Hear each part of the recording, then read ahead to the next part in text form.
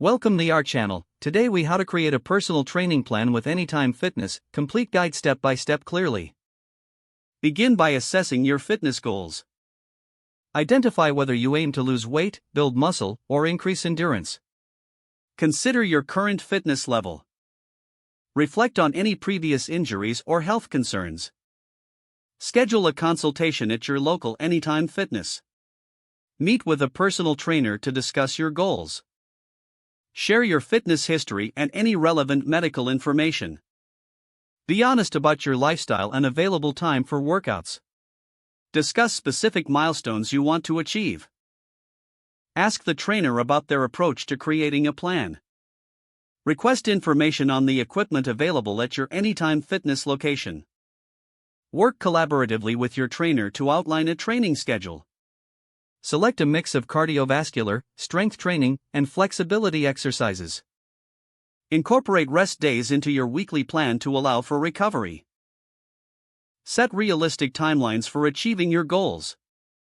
Consider using a fitness app or journal to track your progress. Regularly assess your achievements and make adjustments as needed. Stay accountable by attending sessions and following the plan consistently. Communicate openly with your trainer about any challenges you face. Celebrate your milestones along the way to stay motivated. Remember that fitness is a journey, and adaptability is key. If the page does not load, refresh the browser or try again in a private or incognito window. Make sure you are using the correct email address, then retype it carefully to avoid small typos. If your password is not accepted, use the reset option and create a new strong password you can remember. Check your spam folder for verification or security emails, then complete any requested confirmation steps.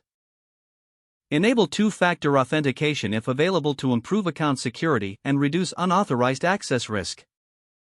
After signing in, review your profile details so your contact information and settings are accurate and current.